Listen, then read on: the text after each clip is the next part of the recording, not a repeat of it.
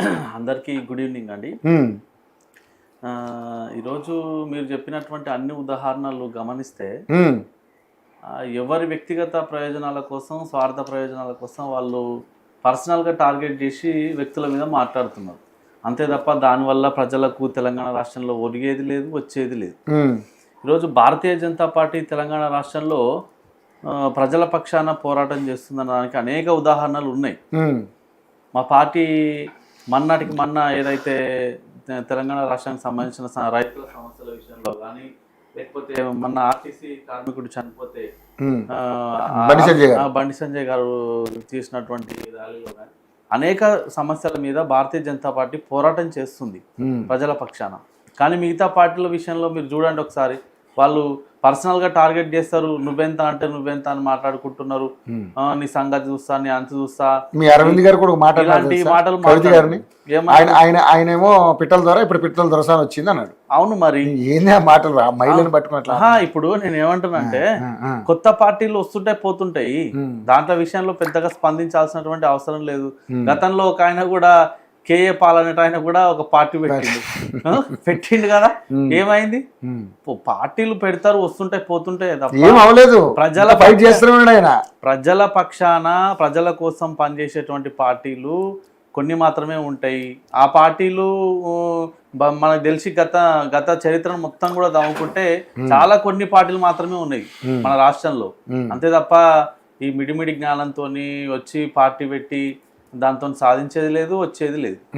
అయితే మీరు అన్నట్టు ఇందాక రేవంత్ రెడ్డి గారు అనేక వ్యాఖ్యలు అంటే chit chat, media chit chat చేసినట్టుగా వార్తలు వస్తున్నాయి, పేపర్లలో కూడా వచ్చినాయి. కాబట్టి ఆయన విచిత్రంగా కొన్ని మాటలు మాట్లాడుతున్నారు. ఫెవికాల్ బంధం అని చెప్పి, ఫెవికాల్ బంధం బీఆర్ఎస్ ది బీజేపీ దాన్ని ఇప్పుడు మాట్లాడటం కాదుగా, ఎన్నికల నుంచి మాట్లాడుతున్నాడు. ఎక్కడ ఫెవికాల్ బంధం, ఎవరిది ఫెవికాల్ బంధం అంటే మరి ఇప్పుడు పార్లమెంట్ ఎన్నికలు మీకు 8 ఎంపీలు ఏ విధంగా వచ్చినాయి? టీఆర్ఎస్ పార్టీ సపోర్ట్ తోనే మీకు 8 ఎంపీలు వచ్చినాయి అనేది వాళ్ళ ఉద్దేశం. అది వాళ్ళ ఉద్దేశం, పర్సనల్ గా మాట్లాడితే కాదు కదా. ఇప్పుడు మేము ఎవరితోనన్నా అంటకాగి ఎన్నికల్లో కలిసి పోటీ చేసినామా? ఇప్పటి వరకు మా సొంతంగానే పోటీ చేసినా.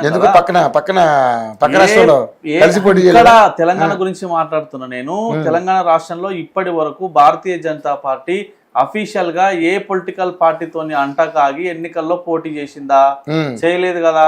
మాకు సొంతంగానే సీట్లు వచ్చినాయి కదా, మాకు సొంతంగానే అసెంబ్లీ ఎన్నికల్లో 35% ఓట్లు వచ్చినాయి కదా, ఎంపీ ఎన్నికల్లో 8 ఎంపీ స్థానాలు వచ్చినాయి కదా, ఎమ్మెల్యే ఎలక్షన్లో 8 వచ్చినాయి కదా, ఎమ్మెల్సీలు స్థానిక సంస్థలు గెలిచినాం, టీచర్స్ గెలిచినాం, గ్రాడ్యుయేట్ ఎమ్మెల్సీ గెలిచినాం.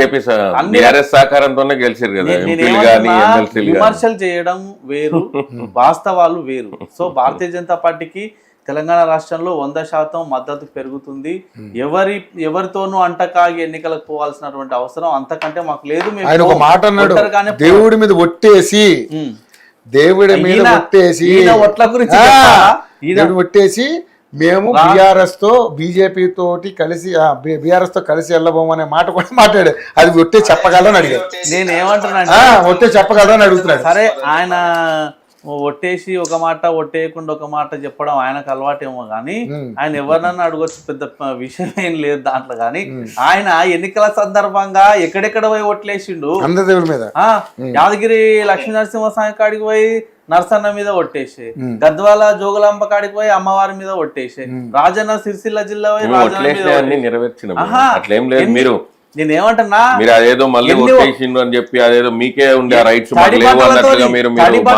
మునిగిండి ఒక దగ్గర పసుపు నీళ్లు పోసుకొని బిందెతోని నేను ఇదే చెప్తున్నా, ఇది చేస్తా అని. మరి ఏమన్నా చేసిండా? ఇలాంటి వాళ్ళ మాటలు కూడా ఈరోజు మనం మాట్లాడితే, వాళ్ళ గురించి చర్చకు పెడితే అంతకంటే హేయమైనది ఏముండదు. ఎందుకనంటే ఈరోజు చెప్పింది చేయడం వాళ్ళకు రాదు. ఏదైతే చెప్తారో అది చేయడం వాళ్ళకి రాదు. కేవలం ఒకటి చెప్పాలి, మోసం చేయాలి, ఇంకొకటి చేయాలి. అదే తప్ప తెలంగాణ రాష్ట్రంలో జరుగుతున్నది ఏది లేదు. ఈరోజు గత 12 సంవత్సరాలుగా భారతీయ జనతా పార్టీ కేంద్ర ప్రభుత్వంలో అత్యంత నీతివంతమైనటువంటి పరిపాలన చేస్తుంది. ఎక్కడైనా బీజేపీ ఒక్క అవినీతి మచ్చనన్న ఉన్నదా అండి ఇన్ని సంవత్సరాల కాలంలో? అదే 75 అవినీతి సంవత్సరాలు ఉన్నదా అంటే ఏమైనా చేస్తే కదా ఇంకే. మీరు అధికారం కోల్పోతున్నా కదా, వేరే పార్టీ అధికారంలోకి వస్తేనే కదా మీ అవినీతి బయటపడేది. దాదాపుగా 60 సంవత్సరాలు పరిపాలన చేసిన కాంగ్రెస్ పార్టీ మీద ఎన్ని అవినీతి మరకలు ఉన్నాయి మీరు చూడలేదా? నేను గతంలో చెప్పిన ఒక టీవీ డిబేట్ లా ఏ నుంచి మొదలు పెడితే జడ్డు వరకు అన్ని అవినీతి చేసినటువంటి పార్టీ, దేశంలో చరిత్ర రికార్డు సృష్టించినటువంటి పార్టీ ఏదైనా ఉందా అంటే అది కాంగ్రెస్ పార్టీ. 12 అది ఇంకోటి కూడా చెప్పిన, లెక్కలతో సహా కూడా చెప్పిన అన్ని స్కామ్ల గురించి. 12 పక్కల 13 సున్నాలు పెడితే ఎంత అవుతుందో అన్ని లక్షల కోట్ల కుంభకోణాలు చేసినటువంటి ఏకైక పార్టీ. లక్షల కోట్లు 12 పక్కల 13 సున్నాలు పెడితే ఎంత అవుతుందో అన్ని లక్షల కోట్ల కుంభకోణాలు చేసినటువంటి ఏకైక పార్టీ ఈరోజు కాంగ్రెస్ పార్టీ. ఆ పార్టీకి సంబంధించినటువంటి నాయకులు ఈ రోజు ఇలాంటి నీతివంతమైనటువంటి మాటలు మాట్లాడితే, అన్ని కుంభకోణాలు చేసి ఉంటే 60 ఏళ్ళు అధికారంలోకి ఉంటుందా? అంతమంది ప్రజలు, దేశ ప్రజలందరూ కూడా అందుకే కదా ఇప్పుడు పాతాళంలో పాతి పెడితే కదా దేశంలో ఎక్కడైనా ఉందా ఒక తెలంగాణలో తప్ప వీళ్ళకు స్థానం. నేనేమంటున్నా అంటే ఈరోజు పర్సనల్ గా టార్గెట్ చేసి మాట్లాడితే చాలా విషయాలు మాట్లాడాల్సి వస్తుంది. మీరు అడ్మినిస్ట్రేషన్ మీద మాట్లాడండి. మీరు ఏదైతే ఎన్నికల సందర్భంగా హామీలు ఇచ్చి చేస్తామని చెప్పి సిబిఐకి ఎందుకు మీరు విచారణకి ఎందుకు అవకాశం ఇవ్వట్లేదు? మీరు మీ జేబు సంస్థలు మీరు ఏమన్నా దాన్ని ఏమైనా ఇచ్చేస్తున్నారా? ఎవరు? సిబిఐని తెలంగాణ రాష్ట్రంలోకి రాకుండా చట్టం తీసుకొచ్చింది ఎవరు గతంలో? సిబిఐకి మనకు ఇప్పుడు సిబిఐకి తెలంగాణ రాష్ట్రానికి రాకుండా చట్టాన్ని తీసుకొచ్చిర్రు, జీవో తీసుకొచ్చిర్రు. గతంలో తీసుకొచ్చిన వాళ్ళు బాగానే ఉర్రు. ఇప్పుడు సిబిఐ విచారణ జరపాలని కావాలని నెత్తినోరు కొట్టుకుంటున్నట్టు యాక్షన్ చేస్తున్న వాళ్ళు బాగానే ఉన్నారు. కానీ మధ్యలో మాకే ఎందుకు మధ్యలో దరువు? నేనేమంటున్నా అంటే వాళ్ళు చేసేది బాగానే ఉంటది, చెప్పేది బాగానే ఉంటది, కానీ ప్రజలను ఈరోజు పిచ్చోళ్ళని చేసేటువంటి పరిస్థితిని తీసుకొస్తా ఉన్నారు.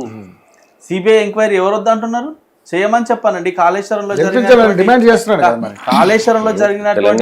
వీళ్ళది కూడా రాజకీయ పార్టీ ఉంది, వీళ్ళకి కూడా ఒక బాధ్యత ఉంది. వీళ్ళకి కూడా 8 మంది ఎమ్మెల్యేలు ఉన్నారు, 8 మంది ఎంపీలు ఉన్నారు, 3 ఎమ్మెల్సీలు ఉన్నారు, 2 ఎమ్మెల్సీలు ఉన్నారు అనే బాధ్యత, 3 ఎమ్మెల్సీలు ఉన్నారు అనే బాధ్యత వీళ్ళకి కూడా ఉంది. చెప్పండి అంటే చెప్పేదేముంది? మీకు బాధ్యత లేదా? ఈ రాష్ట్రం మీద మీకు బాధ్యత లేదా? కాళేశ్వరం మీద మీకు బాధ్యత లేదా? కాళేశ్వరం మీ ప్రాంతంలో లేదా? ఇప్పుడు మొన్న మీ తేజస్వి సూర్య ఏం మాట్లాడారు తెలంగాణ మీద? దాని మీద మళ్ళీ మీ మంత్రులు, మీ ఎంపీలు మాట్లాడిండ్రు. మీరే చెప్పాలి కాదు. రామ్మోహన్ గారు మీరు మాత్రమే చెప్పాలి. రామ్మూర్తి గారు మీరే చెప్పాలి కాదు. మొన్న హరీష్ రావు ఆడిపోయిండు, నేను మీటింగ్ మీ సమయం కాదు, పట్టుకోవాలి, కేసులు రద్దు చేసుకొని రావాలి. ఇప్పుడు వీళ్ళకు వెన్నతో పెట్టిన విద్య ఏందనంటే కాంగ్రెస్ పార్టీలకు కానీ టిఆర్ఎస్ లకు కానీ డైల్యూట్ చేయడం, డైవర్షన్ చేయడం. అరే డైల్యూట్ ఏముంది అబ్బా? చెప్పు. సిబిఐ ఎందుకు సిబిఐ యాక్షన్ తీసుకుంటలేరో దాని మీద సమాధానం చెప్పు. మీరు నేను అర్ధగంట సేపు మీరు మాట్లాడేటప్పుడు చాలా కామ్ గా కూర్చున్నా, ఏమేమి మాట్లాడుతున్నా అన్ని రాసుకుని దాని మీద మాట్లాడాలి కదా. మీరు జాతీయ పార్టీ, కేంద్ర పార్టీ, బాధ్యత ఉందా లేదా? ఒక ఆయనను మర మనిషి అన్నది, మనసు లేని మనిషి అన్నది, మనసు చచ్చిపోయిన మనిషి అన్నది, బయటికి రాని మనిషి అన్నది, ఎన్నెన్నో మాట్లాడింది. ఇక రారని ఎన్నో మాటలు మొన్న మాట్లాడింది. దానికి సమాధానాలు చెప్పాల్సినటువంటి బాధ్యత ఆ పార్టీ మీద ఉంది. వాళ్ళు ఇప్పటి వరకు ఎవరు కూడా కేసీఆర్ కి చిత్తశుద్ధి ఉంటే కవిత మాట్లాడిన మాటలకి సమాధానం నోరు మెదపలేదు. కొందరు ఏమనుకుంటారు అంటే పర్సనల్ ఇష్యూస్ కాబట్టి వాళ్ళ మీద అటాక్ చేస్తుంది, అంతకు మించి వేరేది ఏది లేదు. ఆస్తి పంపకాల్లో వాటాలలో గొడవలు వచ్చి ఆమె బయటకు వచ్చి ఆత్మగౌరవ పంచాయతీ చెప్తుంటే మీరు ఆత్మగౌరవ పంచాయతీ తెలంగాణ ఉద్యమకారులకు అన్యాయం జరిగింది. 2014 జూన్ 2వ తారీఖు తెలంగాణ రాష్ట్రం ఏర్పాటైన దగ్గర నుంచి ఈమె పార్టీ పెట్టిన మన్నటి వరకు మరి ఆత్మగౌరవ సమస్య మీద ఎందుకు మాట్లాడలేదు? ఎన్ని కుట్రలు, ఎన్ని కుతంత్రాలు, ఎన్ని మోసాలు, ఎన్ని దగాలు జరిగినాయి తెలంగాణ రాష్ట్రం. మాట్లాడుతున్నారు అప్పుడు ఏడ మాట్లాడతారు కదా వాళ్ళు చేసిన అవినీతి చేసిన వాళ్ళ పక్కన వచ్చిందా ఆమె వచ్చిందా మాట్లాడిందా అప్పుడు పార్టీలో ఉన్నది కదా మాట్లాడలేదు. ఖమ్మం మిర్చి యార్డులో రైతులకు బేడీలు వేసి గొరగొర గుంజుకపోతుంటే అప్పుడు మాట్లాడిందా? ఎన్ని రకాలైనటువంటి అవమానాలు జరిగినాయి. 100% మాట్లాడినాం మేము, మాట్లాడినాం కాదు 100కి 200% మాట్లాడినాం, కొట్లాడినాం కూడా వాళ్ళ తరపున. 2014 నుంచి ఒక్క సందర్భం కూడా మాట్లాడకుండా అన్యాయం జరిగిన వారి పక్షాన ఎస్సీలకు అన్యాయం జరిగితే మాట్లాడలేదు, ఎస్టీలకు అన్యాయం జరిగితే మాట్లాడలేదు, బీసీలకు అన్యాయం జరిగితే మాట్లాడలేదు. తెలంగాణ రాష్ట్రంలో మహిళలకు అన్యాయం, యువతకు, విద్యార్థులకు, నిరుద్యోగులకు ఎన్ని అవమానాలు జరిగినా మాట్లాడని ఆమె ఈరోజు వచ్చి నేను ఆత్మగౌరవమే ఎజెండాగా పార్టీ పెడుతున్నా అంటే ఎవరి ఆత్మగౌరవం, ఎవరి కొరకు ఆత్మగౌరవం? ఈరోజు టీఎస్పీఎస్సీ క్వశ్చన్ పేపర్ లీకేజ్ వల్ల లక్షలాది మంది యువత గతంలో ఎంత బాధపడ్డారో మనం చూడలేదా? దాదాపు 50 లక్షల మంది విద్యార్థులు వాళ్ళ కుటుంబాలతో కలుపుకుంటే కోటి మందికి పైగా తెలంగాణ రాష్ట్రంలో ఇబ్బంది పడ్డారు. మరి అప్పుడు ఆత్మగౌరవ సమస్య గుర్తు రాలేదా నీకు? ఎందుకు మాట్లాడలేదు? ఈ రోజు నువ్వు లిక్కర్ దందాలో ఇరికి మునిగి 100 కోట్లకు పైగా స్కామ్ చేసినావు అని ఇబ్బంది వినండి, ఇంకా అయిపోలేదు, సినిమా నడుస్తుంది. అది అంత పెద్ద కేసులో నువ్వు తీహార్ జైలుకు పోయొచ్చి ఈ రోజు నీ ఆత్మగౌరవం దెబ్బతిన్నదని చెప్పేసి పార్టీ పెట్టుండొచ్చు కాక మాకు సంబంధం లేదు, ఆ పార్టీ నిలిచేదో పోయేదో తర్వాత సంగతి. కానీ నేనేమంటున్నా 2014 నుంచి ఎందుకు ఆత్మగౌరవం గుర్తు రాలేదు? తెలంగాణ అమరవీరులకు అన్యాయం జరిగితే ఎందుకు ఆత్మగౌరవం గుర్తు రాలేదు? తెలంగాణ ఉద్యమకారులకు అన్యాయం జరిగితే ఎందుకు గుర్తు రాలేదు? ఇప్పుడు బయటకు వచ్చిన తర్వాత మీ ఆస్తి పంపకాల్లో వాటాల్లో ఇబ్బందులు వస్తే బయటకు వచ్చి తెలంగాణ ఉద్యమకారులకు అన్యాయం జరిగింది, నేను క్షమాపణలు కోరుతున్నా, అమరవీరుల కుటుంబాలు మోసపడ్డాయి, నేను కుటుంబ పంచాయతీ అన్నా నీకు తెలుసా? నీకు చెప్తారా ఏంది అన్ని? నీకు తెలుసా ఎక్కడెక్కడ ఉన్నాయో? 100 ఎకరాలలో 1000 ఎకరాలలో పంచాయతీలు అన్ని నీకు చెప్తారా ఏంది? నేనేమంటున్నా, ఒకటి రామూర్తి అన్న నేను కాముగా కూర్చుంటే మాట్లాడడానికి చాతగానికే కాదనుకోకు.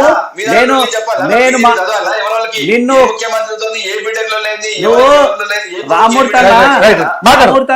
నేను మాట్లాడేటప్పుడు మధ్యలో